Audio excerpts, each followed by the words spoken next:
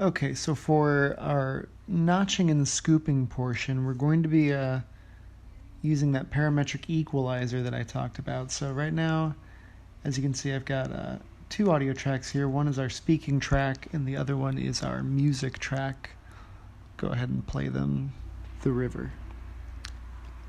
And The child stood glum and limp speaking, in the middle of the dark living room. And I have just this creepy piano, which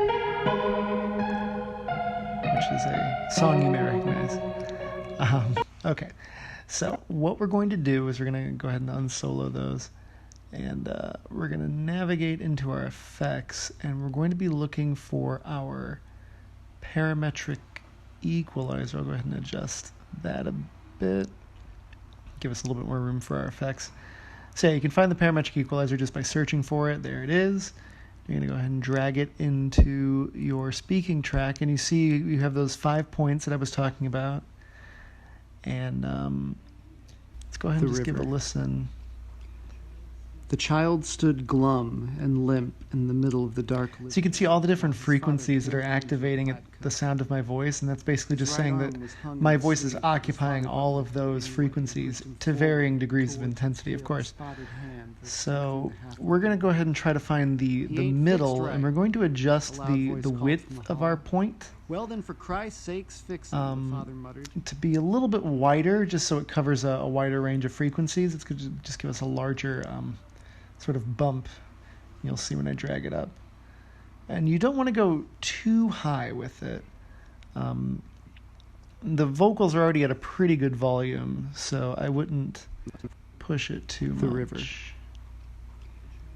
The child stood glum and limp in the middle of the dark living room, while his father pulled him into a plaid coat. His right arm was hung in the sleeve, but his father buttoned the coat anyway and pushed him forward towards a pale, spotted hand that stuck through the half-open door. "He ain't fixed right," a loud voice called from the hall. "Well then, for Christ's sakes, fix him," the father muttered. "It's 6 o'clock in the morning." He was in his bathrobe and barefooted. Okay. You can toggle it on and off. When he got the child to the door and tried to shut it, he found her looming in it. A speckled skeleton in a long... It's not doing too much, but it's doing just enough. So now we're going to move to our music, and like I said, you're going to want to start by lowering the volume. Felt helmet. First and foremost, get that at a good place. It'll be twice we have to ride in the car. See that right there? The river. The child stood glum and limp in the middle of the dark living room, while his father pulled him into a plaid coat.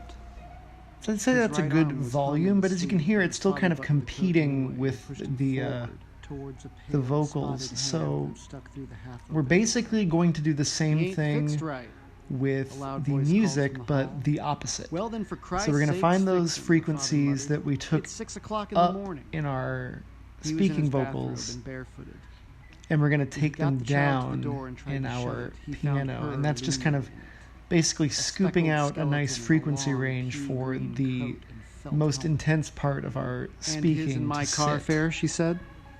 "It'll be twice we have to ride in the car." He went to the bedroom again to get the money, and when he came back, and that way you don't have to lower the volume of the music more she was taking to the point where you lose it. You can just carve out those frequencies and allow the music to occupy the highs and the lows, and your speaking voice to kind of sit there right in the mids. Anyway, that's it.